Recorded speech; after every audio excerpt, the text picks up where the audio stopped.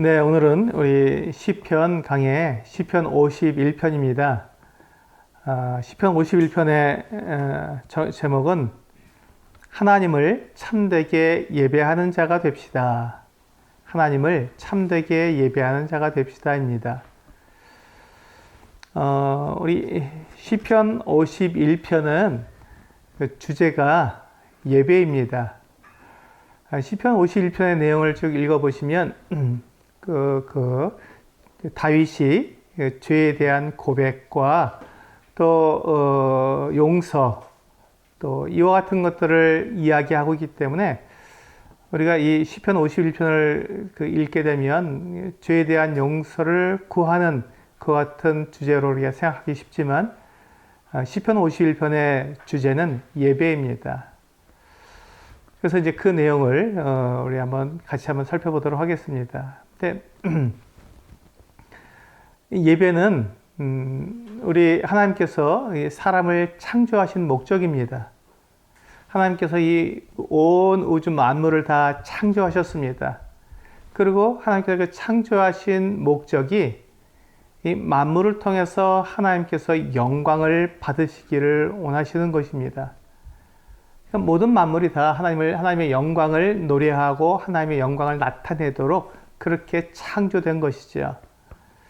그 하나님의 영광을 찬양하고 하나님의 영광을 나타내는 것이 바로 예배입니다. 그래서 우리가 이 온 우주 만물을 한번 생각해 보시면요. 해도 달도 별들도 하나님의 영광을 찬양하고 하나님을 예배하고 있습니다. 성경에서 그렇게 말씀하고 있죠. 또 이 땅에 있는 만물들, 이 들에 핀 꽃이나 나무나 풀들도 하나님의 영광을 노래하고 찬양한다고 말씀하고 있습니다. 그리고 들짐승들도 하나님을 찾고 하나님을 예배한다고 말씀하고 있습니다. 심지어 사람들이 하나님을 찬양하지 않으면 돌들이 소리 지른다고까지 말씀하셨습니다. 그러니까 이 온 모든 만물들이 하나님을 예배하기 위해서 창조된 것이죠. 그렇다면 하나님께서 하나님의 형상을 따라 지으신 사람은 어떨까요? 사람의 창조 목적 역시 하나님을 예배하기 위해서 사람이 창조되었습니다. 그래서 이 예배는 하나님과 사람 사이의 관계의 기초가 되는 것입니다. 우리가 하나님과 내가 관계가 좋으냐, 올바른 관계를 맺고 있냐, 그렇지 않느냐 하는 것은 내가 하나님을 예배하는 자인가, 그렇지 않은 자인가로 우리가 나눠지게 되는 것이죠. 그래서 인류를 둘로 나눈다면 예배하는 자와 예배하지 않는 자 이렇게 둘로 나눌 수 있습니다. 이 세상의 모든 인류를 딱 둘로 나눈다면 예배하는 자 또 예배하지 않는 자로 나눌 수 있다는 것이죠. 그래서 예배하는 자는 하나님과 올바른 관계를 맺고 있는 사람이고 예배하지 않는 사람은 하나님과 올바른 관계를 맺지 못하고 있는 사람입니다. 그래서 오늘 이제 우리 이 시편 51편에서 다윗이 지금 하나님 앞에 나와서 그가 하나님을 찬양하고 노래하고 있는데 자기의 죄를 고백하며 지금 자기의 죄를 용서해 달라고 구하면서 이렇게 노래하고 있습니다. 그 이유가 뭐냐면 그가 죄가 있기 때문에 하나님께 예배할 수 없는 자가 되어서 이제 그 죄를 용서받아야 하나님께 예배할 수 있기 때문에 하나님과 올바른 관계를 맺고 그가 살아갈 수 있기 때문에 그가 하나님께 나와서 죄를 용서해 달라고 구하고 있는 것이죠. 이 시편 51편 전체가 바로 이 다윗이 하나님께 참된 예배자가 되고자 자기의 죄를 용서해 달라고 구하는 하나님과의 관계를 회복하기 원하는 다윗의 마음을 노래하고 있는 것입니다. 우리 시편 51편 1절과 2절 말씀을 읽어보겠습니다. 제가 표제어부터 같이 읽겠습니다. 다윗의 시, 인도자를 따라 부르는 노래. 다윗이 밧세바와 동침한 후 선지자 나단이 그에게 왔을 때 하나님이여 주의 인자를 따라 내게 은혜를 베푸시며 주의 많은 긍휼을 따라 내 죄악을 지워주소서. 나의 죄악을 맑게 씻으시며 나의 죄를 깨끗이 하소서, 제하소서. 이렇게 되어 있습니다. 여기 보시면 지금 이 시편 51편의 배경이 어떤 부분이냐면 다윗이 밧세바와 동침한 후 선지자 나단이 그에게 왔을 때라고 되어 있습니다. 우리 사무엘하 11장과 12장을 보시면 11장에서는 다윗이 밧세바와 간음을 하는 이와 같은 죄악된 사건이 나오고 있고요. 사무엘하 12장에서는 선지자 나단이 다윗 왕에게 와서 하나님께서 다윗 왕의 그 죄악을 알고 계시다고 정죄하는, 직면하는 그 같은 장면이 나오고 있습니다. 바로 그때 다윗이 그 선지자 나단이 자기를 직면하고 자기의 죄를 정죄했을 때 그가 어떻게 했냐면요. 우리 사무엘하 12장 13절 주보에 나와 있죠. 읽어보겠습니다. 다윗이 나단에게 이르되 내가 여호와께 죄를 범하였노라 하며 나단이 다윗에게 말하되 여호와께서도 당신의 죄를 사하셨나니 당신이 죽지 아니하려니와 이렇게 되어 있습니다. 여기 보시면 선지자 나단이 이 다윗의 그 죄를 지적했을 때 그가 곧바로 그는 이와 같이 고백한 것이죠. 내가 여호와께 죄를 범하였노라. 그렇습니다. 지금 이 다윗 왕의 그 시대는 지금으로부터 약 3000년 전 사람입니다. 고대죠. 굉장히 고대입니다. 지금부터 3000년 전이니까요.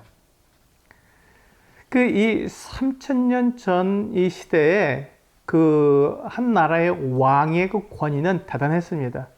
왕이 곧 국가이고 왕이 곧 법이고 왕은 법을 어겨도 문제가 되지 않았습니다. 왜냐하면 왕이 그 법을 바꾸면 되니까요. 얼마든지 그렇게 하고 그것이 전혀 문제가 되지 않았습니다. 그게 왕이 가지고 있는 특권이었습니다.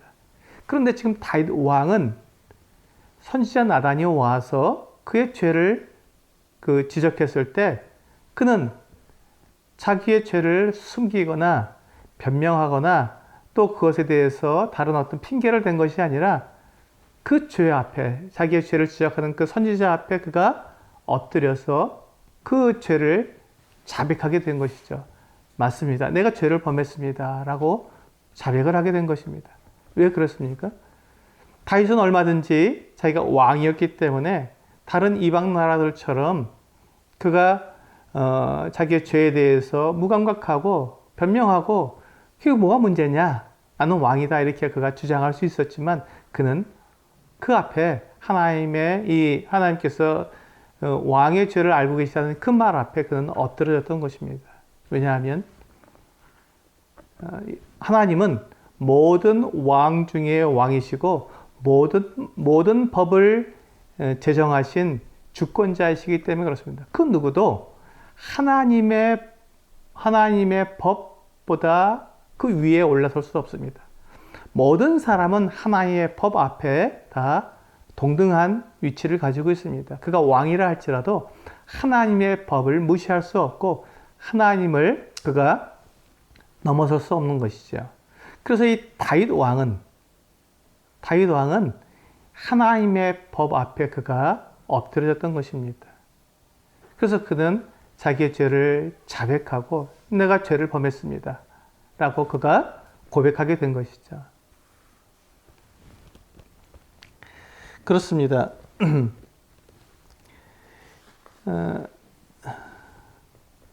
그런데 우리가 여기서 보시면 지금 다윗이 그 1절과 2절을 보면 하나님이여 주의 인자를 따라 내게 은혜를 베푸시며 주의 많은 긍휼을 따라 내 죄악을 지워주소서. 여기 보시면 내 죄악을 지워달라고 하고 있고요. 2절에서는 나의 죄악을 맑게 씻으시며 나의 죄를 깨끗이 제하소서라고 그렇게 하나님께 구하고 있는 것입니다. 그런데 이걸 보면 너무 뻔뻔하지 않습니까? 어떻게 자기가 죄를 지어놓고 하나님 앞에 나와서 자기 죄를 깨끗이 지워달라고 그러고 말갛게 씻어달라고 하고 너무 뻔뻔하다는 이 같은 생각이 듭니다. 그런데 다윗이 지금 이렇게 하나님 앞에 나와서 뻔뻔하게도 내 죄를 제하여 주고 내 죄를 말갛게 씻어달라고 하는 이 간구가 하나님께서 원하시는 것입니다. 하나님께서는 우리가 죄를 지었을 때 그 하나님께 이렇게 다윗처럼 나와서 뻔뻔하게 하나님 제 죄를 용서해 주십시오. 제 죄를 사해 주십시오. 제 죄를 말갛게 씻어 주십시오라고 그렇게 간구하기를 원하신다는 것입니다. 이게 뻔뻔해 보일지 몰라도 하나님께서는 그것을 원하시는 것이죠. 왜냐하면 우리가 예를 들어 보면요, 부모와 자식 간에 부모와 자식이 있는데 자식이 부모에게 잘못을 할 때가 있습니다. 이 자식이 부모에게 큰 죄를 지었다 할지라도 어떤 큰 죄를 졌다 할지라도 부모의 마음은 어떻습니까? 자식이 부모에게 잘못했다고 해서 이제 부모와 인연을 끊고 이제 부모 얼굴을 못 보니까 이제 부모하고 이제 연락도 하지 않고 숨어서 그렇게 사는 것을 부모가 원하겠습니까? 그렇지 않습니다. 그 어떤 부모라도 자식이 아무리 큰 죄를 지었다 할지라도 부모는 그 자식이 부모에게 와서 아버지, 어머니, 내가 잘못했습니다. 용서해 주세요. 라고 말하기를 원하는 것이죠. 어떤 부모가 나 잘못했으니까 나 이제 부모하고 연을 끊겠습니다. 라고 말하는 것을 원하는 부모는 단 한 사람도 없습니다. 이게 부모의 마음이고 이것이 부모의 사랑입니다.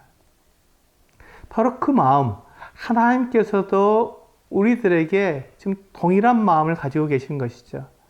그것이 바로 하나님의 사랑입니다. 그것을 헤세드라고 하죠. 하나님의 헤세드, 하나님의 사랑입니다. 그게 이제 바로 우리 1절 맨 앞에 시작할 때 다윗이 이와 같이 노래하고 있습니다. 하나님이여 주의 인자를 따라 내게 은혜를 베푸시며 라고 했을 때 주의 인자라는 말이 바로 하나님의 헤세드라는 말입니다. 하나님의 헤세드. 하나님께서 사람들에게 베풀어 주시는 무조건적인 사랑. 부모가 자녀에게 무조건적으로 그를 용서하고 그를 받아서 함께 사랑하며 함께 살기를 원하는 그와 같은 마음, 그 사랑을 바로 우리는 헤세드라고 말을 합니다. 하나님께서는 우리들에게 그와 같은 그 헤세드 사랑을 가지고 계십니다. 하나님께서는 사람들이 어떤 상황에 따라서 사람들을 사랑하시기도 하고 사랑하지 않으시기도 하시는 그런 사랑하시는 것이 아니라 하나님의 이 헤세드는 하나님의 인자하심은 무조건적으로 그 사람이 어떠한 상황에 있느냐에 따라서 바뀌는 것이 아닌 일정한 사랑을 베푸시는 것입니다. 또한 특별히 이 헤세드 사랑은 하나님께서 하신 약속에 대해서 반드시 지키시는 그와 같은 사랑을 말하고 있습니다. 그래서 지금 이 다윗이 하나님께 나와서 자기의 그와 같은 죄를 말갛게 씻기시며 죄를 제해달라고 하는 그 간구를 바로 이 하나님의 헤세드, 하나님의 그 사랑을 의지해서 그렇게 하나님께 간구하고 있는 것입니다. 그러면서 이 다윗이 그렇게 하나님께 자기의 죄를 용서해 달라고 구하는 그 목적이 뭐냐면 하나님께 자기가 예배하기 위해서입니다. 그가 하나님을 예배하기 위해서 자기의 죄가 용서되어야 되니까 자기의 죄를 가지고는 죄가를 그대로 가지고서는 결코 하나님을 예배할 수 없기 때문에 하나님께서 죄인을 들으시지 않으신다고 말씀하셨기 때문에 그 죄를 가지고서는 하나님께 나아가서 예배할 수 없기에 그 죄가 용서되어야만 다윗은 하나님께 예배할 수 있기에 그 죄를 용서해 달라고 하나님께 간구하는 것입니다. 그러면서 그는 하나님께 자기의 죄를 자백을 하고 있습니다. 우리 3절부터 6절까지를 보시면 그는 이와 같이 자기의 죄를 자백하고 있습니다. 물은 나는 내 죄가를 아오니 내 죄가 항상 내 앞에 있나이다. 내가 주께만 범죄하여 주의 목전에 악을 행하여 싸우니 주께서 말씀하실 때 의로우시다 하고 주께서 심판하실 때 순전하시다 하리이다. 내가 죄악 중에서 출생하였으며 어머니가 죄 중에서 나를 잉태하였나이다. 보소서 주께서는 중심이 진실함을 원하시오니 내게 지혜를 은밀히 가르치시리이다. 여기 보시면 이제 이 다윗이 자기의 죄를 고백하고 있습니다. 그는 자기의 죄를 용서해 달라고 자기의 죄를 맑게 씻어 달라고 하면서 자기의 죄를 숨기지 않았습니다. 자기의 죄를 숨기면서 어떻게 죄를 용서해 달라고 하나님께 그 용서를 구할 수 있겠습니까? 그럴 수는 없습니다. 그래서 우리가 죄의 용서를 구하는 사람은 자기의 죄를 다 자백할 수밖에 없는 것이죠. 자백해야만 하는 것입니다. 그래서 여기 보시면 무릇 나는 내 죄가를 나오니 내 죄가 항상 내 앞에 있나이다 하고 자기의 죄를 그대로 다 드러내는, 자기가 죄인이라는 것을 고백하고 있는 것입니다. 내가 주께만 범죄하여 주의 목전에 악을 행하였사오니, 주님께 하나님 앞에 자기가 죄를 범했음을 그대로 다 토설하고 있는 것이죠. 그리고 그는 5절에서 보시면 내가 죄악 중에서 출생하였으며 어머니가 죄 중에서 나를 잉태하였나이다. 그는 태생이 죄인이라는 것입니다. 자기가 어떤 죄에서 벗어날 수 있는 그 같은 사람이 아니라 자기는 모태 죄인이라고 고백하는 것입니다. 우리는 모태신앙이라는 말을 자주 사용합니다. 근데 사실 모태신앙이라는 말은 없습니다. 성경에서는 모태신앙이 아니라 모태 죄인이 있을 뿐입니다. 우리는 날 때부터 우리는 죄를 가지고 태어납니다. 죄 가운데서 우리는 태어나는 것이죠. 그래서 우리가 죄를 짓지 않을 수 없는 것입니다.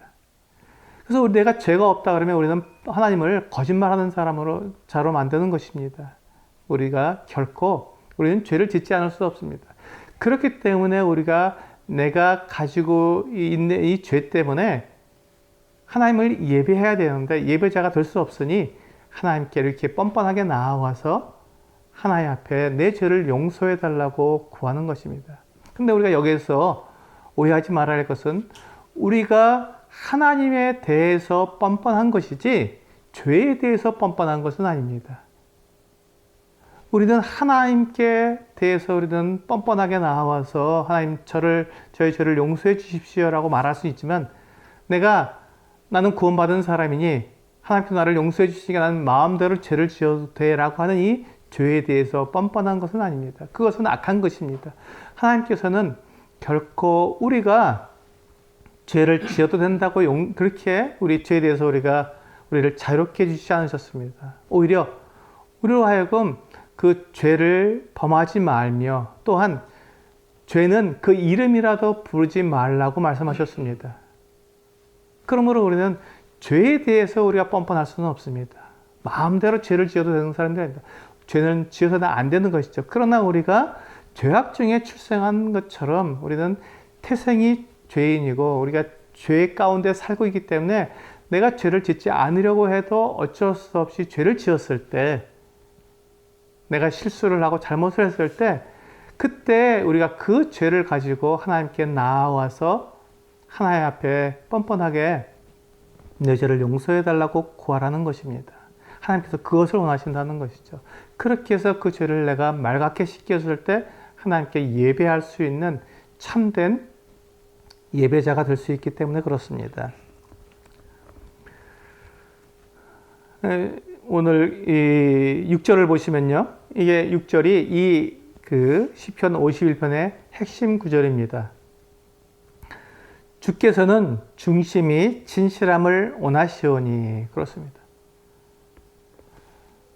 하나님께 나아가서 하나님 앞에 내 죄를 용서받고 내 죄를 자백하는 사람은 그 중심이 진실해야 합니다.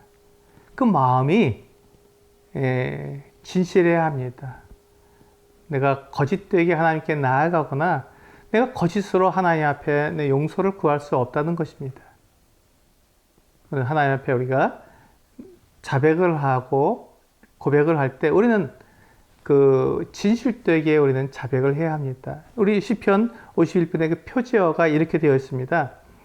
다윗의 시 인도자를 따라 부르는 노래. 다윗이 밧세바와 동침한 후 선지자 나단이 그에게 왔을 때 다윗은 자기의 죄를 그냥 골방에 들어가서 하나님께 그렇게 고백한 것이 아닙니다.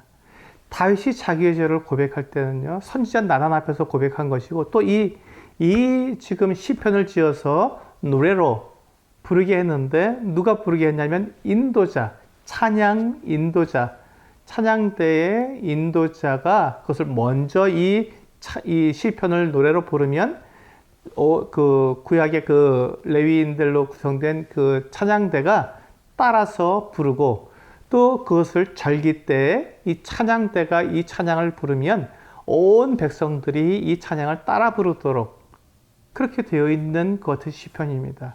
그러므로 지금 다윗이 이 그 하나님 앞에 고백한 이 고백은 결코 그냥 내 마음속으로 하나님께 제가 잘못했습니다 하고 이게 은밀하게 하나님께 고백한 것이 아니라 골방에 들어가서 하나님과만 고백한 것이 아니라 모든 사람이 알 수 있도록 사람들에게 다 자기의 죄를 누구에게든지 그가 인정하고 고백한 것을 볼 수 있습니다. 그렇습니다. 우리는 중심이 진실해야 합니다. 우리는 우리의 내 죄악에 대해서 내가 숨기거나 감출 수 없습니다. 이것이 우리가 하나님 앞에 죄를 자백하는 올바른 모습입니다. 네, 우리 그 다음에 우리 7절부터 보시면 7절부터 12절에서는 이제 다윗이 간구하는 하나님께 자기가 지금 간구하던 진짜 내용이 무엇인지 우리 그 1절과 2절에서 나의 죄를 제해달라고 맑게 씻어달라고 고백하고 있는 그 내용을 좀 더 자세하게 7절부터 12절에서 그가 간구하는 내용을 그가 말하고 있습니다. 7절부터 읽어보면요. 우슬초로 나를 정결하게 하소서. 내가 정하리이다. 나의 죄를 씻어주소서. 내가 눈보다 희리이다. 내게 즐겁고 기쁜 소리를 들려주시사 주께서 꺾으신 뼈들도 즐거워하게 하소서. 주의 얼굴을 내 죄에서 돌이키시고 내 모든 죄악을 지워주소서. 하나님이여, 내 속에 정한 마음을 창조하시고 내 안에 정직한 영을 새롭게 하소서. 나를 주 앞에서 쫓아내지 마시며 주의 성령을 내게서 거두지 마소서. 주의 구원의 즐거움을 내게 회복시켜 주시고 자원하는 심령을 주사 나를 붙드소서. 여기 보시면 이제 다윗이 7절에서 우슬초로 나를 정결하게 하소서. 내가 정하리이다. 이렇게 고백하고 있습니다. 다윗이 지금 자기의 죄를 고백하고 자기의 죄를 용서해달라고 하나님 앞에 나와서 뻔뻔하게 자기의 죄를 용서해달라고 구하고 있는 것이 그냥 하나님께 하나님 죄 잘못했으니까 용서해 주세요 이렇게 한 것이 아닙니다. 다윗은 지금 하나님 앞에 하나님께서 말씀하신 대로 자기의 죄를 용서하기 위한 속죄제를 드리면서 자기가 하나님 앞에 용서받을 그만큼의 그가 모든 일을 다 행하면서 지금 자기의 죄를 용서해달라고 구하고 있는 것입니다. 그래서 우슬초로 나를 정결하게 하소서라는 말은 우슬초는 우리가 출애굽기에 보시면 이스라엘 백성들이 6월절에 출애굽할 때 6월절 날 이스라엘 백성들이 자기 집 문 양쪽 기둥과 임방에다가 양을 잡아서 그 피를 바를 때 사용한 풀입니다. 붓처럼 그 피를 갖다가 이 우슬초에다가 적셔서 칠했습니다. 뿐만 아니라 레위기에 보면 문둥병자들, 나병 환자들을 정결케 하는 예식에 바로 이 우슬초를 가지고 사용한 것을 볼 수 있습니다. 그러니까 지금 이 다윗이 우슬초로 나를 정결하게 하소서라는 말은 지금 그가 하나님 앞에 자기가 정결 예식을 통해서 자기가 하나님 앞에 온전하게 자기의 죄를 다 자백하고 하나님께 제사를 드리는데 그것을 통해서 자기를 지금 정결하게 해달라고 지금 고백하고 있는 것입니다. 그는 다윗은 자기의 죄를 가볍게 다루지 않았습니다. 그는 대충 하나님 앞에 그냥 용서해달라고 떼쓴 것이 아닙니다. 그는 자기의 죄에 대해서 정말 깊이 회개했고 그 죄에 대해서 그는 두려워했습니다. 그래서 그가 하나님 앞에 나와서 자기의 모든 죄를 지금 지어달라고 고백하면서 10절에 보시면 하나님이여 내 속에 정한 마음을 창조하시고 내 안에 정직한 영을 새롭게 하소서 이렇게 고백하고 있습니다. 이게 지금 하나님께서 원하시는 것이 바로 이것이죠. 우리가 하나님을 만나는데 하나님을 예배하는데 내 안에 사특하거나 거짓되거나 정말 이 악한 마음을 품은 채로 하나님을 만날 수 없습니다. 내 안에 죄를 그대로 가지고 하나님을 만날 수가 없는 것이죠. 그래서 우리는 하나님을 예배하는 자가 될 때 참되게 예배하는 자는 이와 같이 그 안에 정한 마음을 그리고 정직한 영을 가지고 하나님께 나아가는 것입니다. 그렇게 될 때 주의 성령을 내게서 거두지 마소서라고 다윗이 하나님께 구하고 있습니다. 내 안에 죄가 있고 내가 하나님 앞에 용서받지 못하다면 성령께서 나와 함께 하실 수가 없습니다. 그래서 떠날 수밖에 없으신 것이죠. 네, 신약 시대에 우리 성도들에게는 성령께서 떠나시지 않습니다. 우리가 죄를 범하더라도 성령께서 떠나시지 않고 성령이 이렇게 위축될 뿐이죠. 그러나 이 구약 시대에서는 성령이 떠나셨습니다. 그래서 그것을 우리는 사울 왕, 다윗은 아마 자기보다 앞선 이 사울 왕을 보고 그것을 아마 기억하고 있었을 것입니다.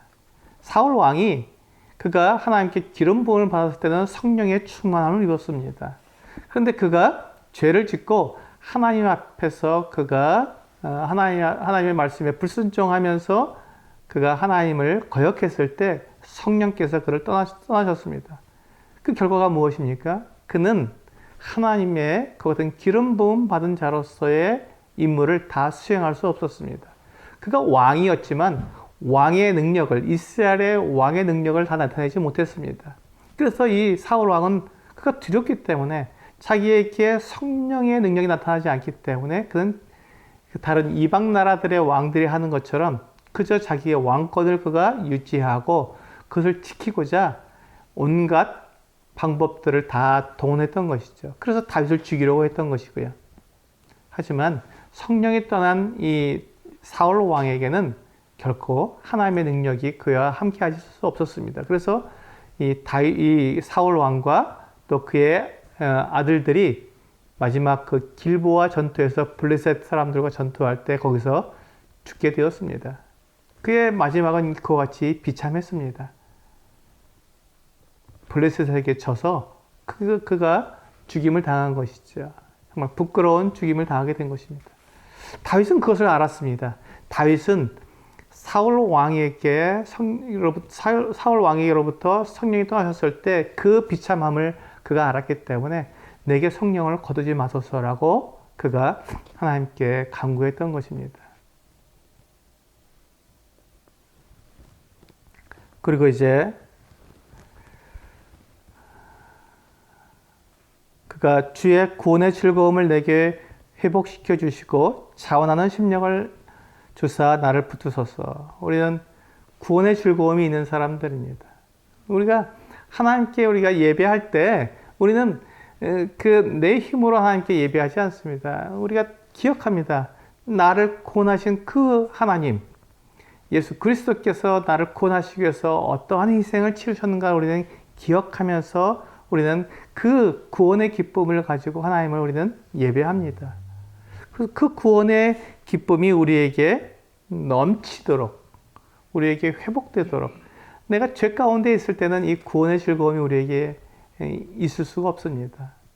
그렇습니다. 그래서 그 구원의 즐거움, 하나님께 온전히 예배하기 위한 다윗은 하나님께 그렇게 예배하기 위해서 자기의 죄를 맑게 씻어달라고 그렇게 지금 하나님께 간구하고 있는 것입니다. 이제 13절부터 17절까지 보시면 다윗은 하나님을 찬양하고 있습니다. 네, 참 그가 이 찬양하는 것 내용을 보면 정말 놀랍습니다. 네, 14절을 보시면 하나님이여 나의 구원의 하나님이여 피 흘린 죄에서 나를 건지소서 내 혀가 주의 의를 높이 노래하리이다. 여기 보시면 지금 다윗이 하나님을 찬양하는 그 찬양의 그 내용이 뭐냐면 하나님께서 나를 갖다가 이렇게 건강하게 해주시고 나에게 복을 주시고 나를 잘되게 해주시고 나를 기쁨을 주시니 난 정말 행복합니다 라고 나를 위한 찬양을 부른 것이 아닙니다. 우리 그렇게 될 때 우리 참 행복하고 기쁘니까 저절로 우리는 콧노래가 나오고 찬양이 저절로 흘러나옵니다. 근데 지금 다윗이 하나님을 예배하기 위해서 부르는 그 찬양의 내용은 나를 향한 것 같은 내용이 아니라 오직 하나님의 그 의, 하나님께서 얼마나 의로우신지를 그가 묵상하면서 하나님의 그 의를 찬양하는 내용입니다. 그 하나님의 그 의가 어떤 것입니까? 나를 구원하셔서 의롭게 하시는 그 하나님의 의. 그리고 나를 피 흘린 죄에서 나를 건지시는 그 하나님의 의. 하나님은 너무도 의롭고 거룩하시기 때문에 내가 죄 가운데 있어서는 나와 하나님이 만날 수가 없지만 하나님께서 그 하나님의 놀라우신 의로 하나님의 이 헤세드, 이 사랑으로 인자하심으로 나를 완전히 깨끗하게 하셔서 맑게 씻으시고 조금도 그 죄가 남아있지 않게끔 깨끗하게 하셔서 나를 의롭게 하시는 그 하나님의 그 의를 지금 다윗은 노래하고 찬양하는 것입니다. 그래서 우리가 주의 만찬 때 우리가 하나님께 찬양을 선택할 때 우리가 그 전도하러 나가자. 우리는 참 하나님께 주시는 이 평안 가운데 우리는 살고 있다. 하나님을 우리 기도하자. 이렇게 우리가 하나님께 무엇을 간구하거나 무엇을 하자는 그런 찬양을 택하지 않고 하나님께서 얼마나 영광스러우신 분이며 하나님께서 나에게 베푸신 그 은혜와 사랑을 감격해서 노래하는 하나님만 기억하고 그분을 찬양하는 그런 찬송곡을 택하는 이유가 바로 이것입니다. 네, 이제 16절부터 보시면 주께서는 제사를 기뻐하지 아니하시나니 그렇지 아니하면 내가 드렸을 것이라 주는 번제를 기뻐하지 아니하시나이다.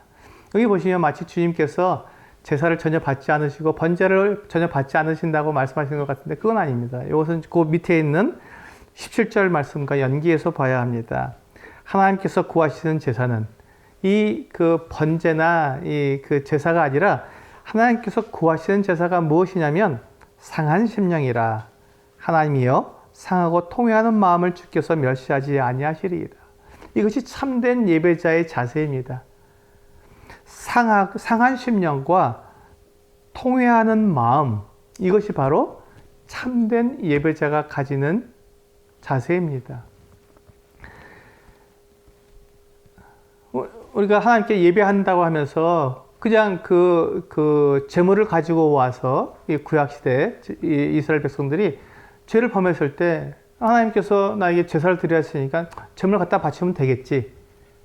그리고 그냥 소를 갖다 바치고 또 양을 갖다 바치고 염소를 갖다 바치고 나 이제 제물을 드렸으니까 내 죄는 다 용서받은 거야 하고 그냥 하나님께서 말씀하신 대로 나 이렇게 제물을 드렸으니까 됐죠? 이렇게 하는 제사, 이런 번제를 하나님께서 받으시지 않으신다는 것입니다. 그것이 아니라 그 제물을 하나님께 드리면서 이 제물의 그 죽음, 제물이 피를 흘리고 죽어가는 그 모습, 제물이 그 각이 떠져서 이 불에 태워지는 그 모습을 보면서 내가 상한 심령이 되어야 되고 통회하는 마음을 가져야 한다는 것입니다. 내가 저 짐승처럼 내 죄 때문에 내가 저처럼 내가 죽어야 하고 내가 저렇게 내가 심판을 받아야 했는데 저 짐승이 나 대신 저렇게 죽임을 당하는구나 하는 마음을 가지고 내 죄에 대해서 이 상한 심령과 통회하는 마음을 가져야 한다는 것입니다. 우리가 주의 만찬 때 내가 주의 떡에 참여하고 내가 참여했으니 나는 예배를 드린 것이다 라고 생각해서는 안 됩니다. 그것이 다가 아니죠. 물론 하나님 주님께서 그것을 우리에게 분부하셨기 때문에 우리는 떡과 잔에 참여하지만 우리가 떡과 잔에 참여할 때 우리는 우리 죄를 다시 한번 살펴보고 이 상한 심령과 이 통회하는 마음을 가지고 하나님 주님의 이 떡과 잔을 대하면서 하나님께 예배해야 된다는 것입니다.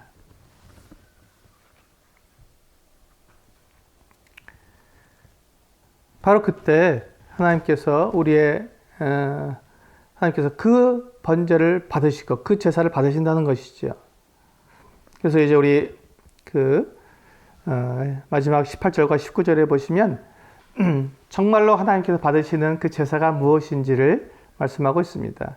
19절에 보시면 그때 주께서 의로운 제사와 번제와 온전한 번제를 기뻐하시리니 그때 그들이 숫소를 주의 제단에 드리리이다. 여기 보시면 이렇게 우리가 상한 심령과 통회하는 마음으로 하나님께 나와서 하나님께 온전한 제사를 드리게 될 때 하나님께서 그것을 기뻐하신다는 것입니다.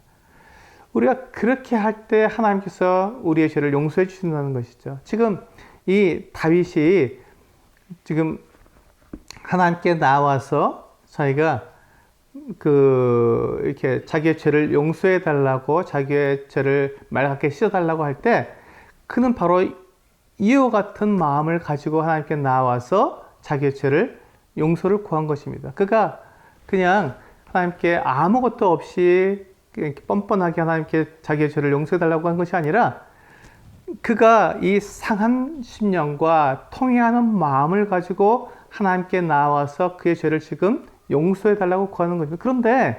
그런데 다윗이 왜 지금 이렇게 강하게 하나님께 자기의 죄를 용서해 달라고 구하냐면 지금 다윗이 자기가 지금 지은 죄가 너무 크고 너무 악하기 때문에 혹시 자기가 그렇게 숫소를 하나님께 드리고 그렇게 양을 하나님께 드리고 번제를 하나님께 드린다 할지라도 안 된다. 네가 너무 심했어.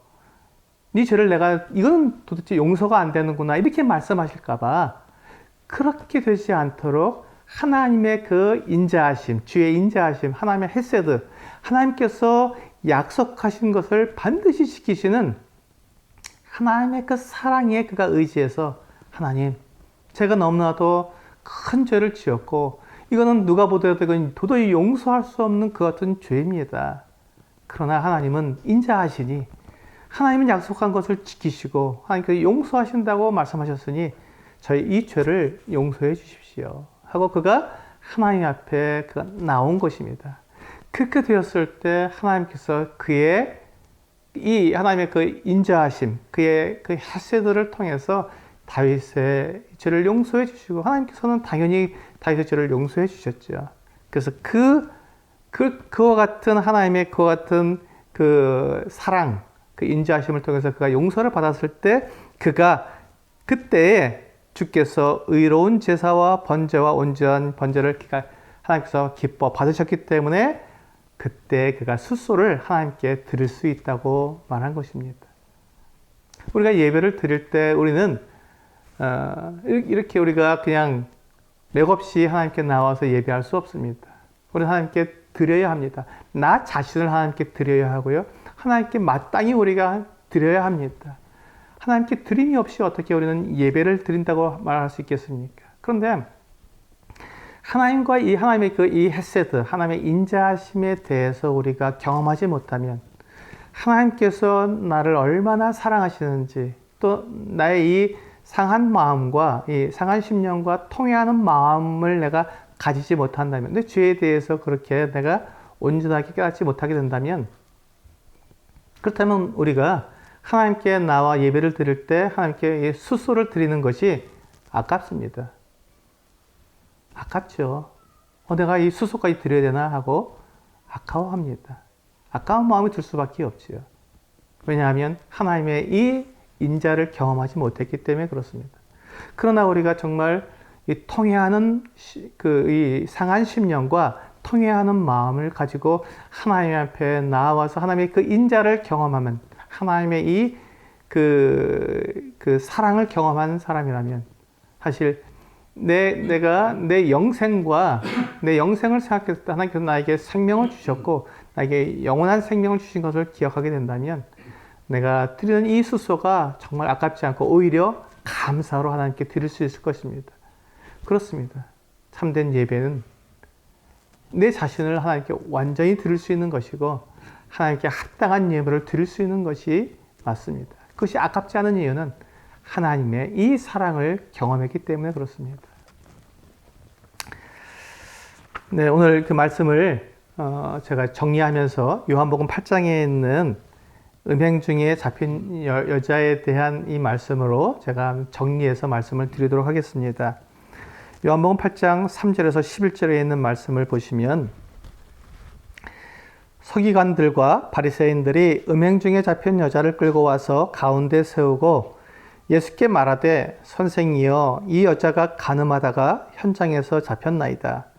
모세는 율법에 이러한 여자를 돌로 치라 명하였거니와 선생은 어떻게 말하겠나이까? 그들이 이렇게 말하면 고발할 조건을 얻고자 하여 예수를 시험함이로라. 예수께서 몸을 굽히사 손가락으로 땅에 쓰시니 그들이 묻기를 마지 아니하는지라. 이에 일어나 이르시되, 너희 중에 죄 없는 자가 먼저 돌로 치라 하시고 다시 몸을 굽혀 손가락으로 땅에 쓰시니 그들이 이 말씀을 듣고 양심의 가책을 느껴 어른으로 시작하여 젊은이까지 하나씩 하나씩 나가고 오직 예수와 그 가운데 섰는 여자만 남았더라. 예수께서 일어나사 여자 외에 아무도 없는 것을 보시고 이르시되, 여자여, 너를 고발하던 그들이 어디 있느냐? 너를 정죄한 자가 없느냐? 대답하되, 주여, 없나이다. 예수께서 이르시되, 나도 너를 정죄하지 아니하노니 가서 다시는 죄를 범하지 말라 하시니라. 여기 보시면 바리새인들과 서기관들이 예수님을 시험하려고 간음 중에 현장에서 붙잡힌 여자 한 명을 데리고 왔습니다. 끌고 왔습니다. 그래서 예수님 앞에 놓고 예수님께 물었습니다. 모세는 이러한 여자를 돌로 치라고 했습니다. 근데 선생은 어떻게 하실 것입니다? 어떻게 말씀할 겁니까? 라고 물었습니다. 예수님을 시험하려고 한 것입니다. 근데 예수님께서 이렇게 말씀하셨습니다. 너희 중에 죄 없는 자가 먼저 돌로 치라. 이렇게 말씀하셨습니다. 지금 이 여인은 간음 중에 현장에서 붙잡혀왔기 때문에 이 여인은 누가 보더라도 돌로 침을 당할 것이 당연한 것 같은 상황이었습니다. 그런데 지금 이 여인을 이 바리새인과 서기관들이 예수님께 데리고 온 이유는 예수님이 어떻게 대답하냐에 따라서 예수님을 올무로 잡으려고, 예수님을 시험하려고 그렇게 한 것입니다. 그때 예수님께서 이 사람들에게 너희가 돌로 치되 죄 없는 자가 먼저 돌로 치라고 말씀하셨습니다. 근데 거기에 모인 많은 사람들 중에 사람들이 돌을 들고 있었지만 이제 한 사람씩 젊은이로부터 노인에게까지 다 떠나가고 아무도 남지 않게 되었습니다. 왜 그렇습니까? 그들의 양심이 그들에게 가책을 주었기 때문에 그렇습니다.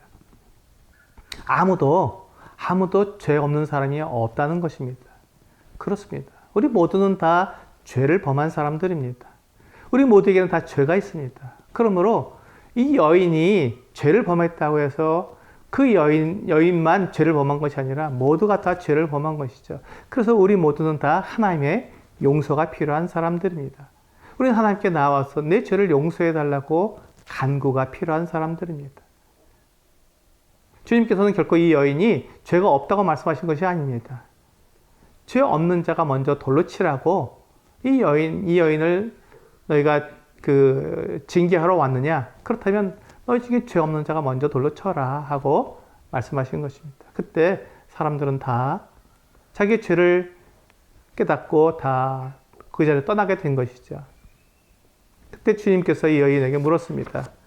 너를 정죄한 자가 어디 있느냐? 하고 물었습니다. 네, 아무도 없다고 여인이 대답했습니다. 그때 예수님께서 뭐라고 말씀하셨습니까?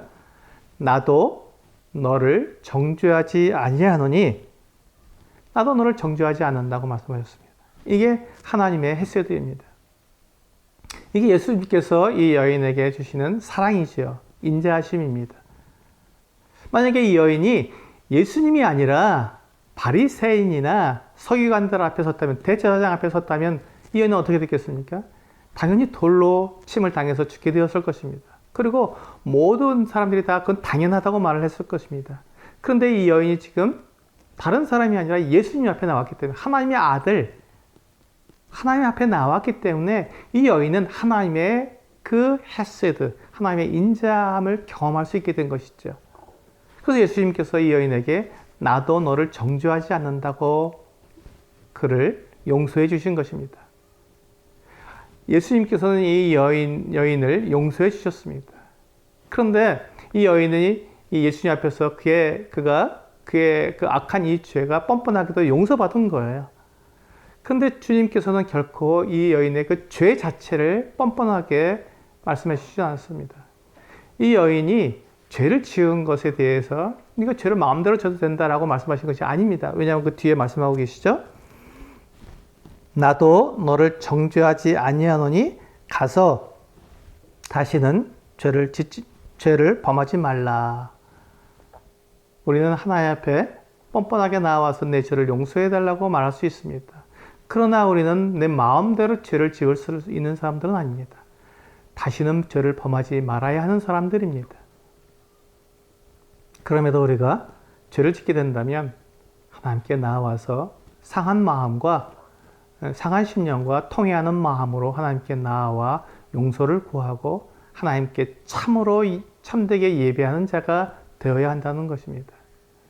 우리는 이 땅을 살아가면서 우리가 결코 죄로부터 우리가 자유로울 수 없습니다. 우리의 육체가 죄에 물들어 있기 때문에 그렇습니다. 이 세상이 죄 가운데 있기 때문에 그렇습니다. 그럼에도 불구하고 하나님께서 예수 그리스도를 통해서 우리의 모든 죄를 다 용서해 주셨습니다.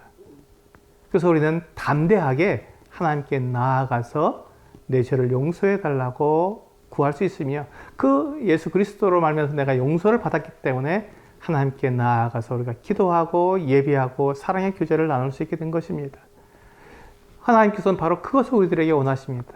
내가 죄를 범했을 때 숨고 가리고 변명하고 그렇게 내 죄를 자백하지 못하는 것이 아니라 하나님께 당당히 나와서 하나님께 죄를 자백하라는 것입니다.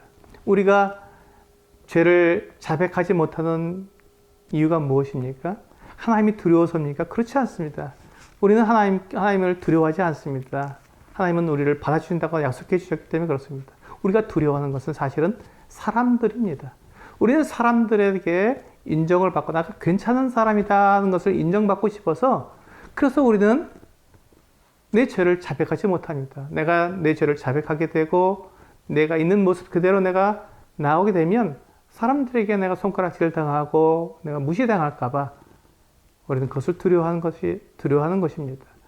그러나 우리는 하나님 앞에서 우리가 내 자신을 온전히 드러내고 하나님 앞에서 나의 그 죄를 내가 인정하게 될 때, 자백하게 될 때 하나님과의 관계가 회복되고 우리 모두가 다 지금 이 여인, 이 가늠 중에 현장에서 붙잡힌 여인처럼 우리 모두가 다 동일하게 다 죄인인 것을 우리 양심이 나타내고 있기 때문에 우리는 다른 사람에 대해서 하나님께서 용서하신 사람을 우리가 정죄할 수 없습니다.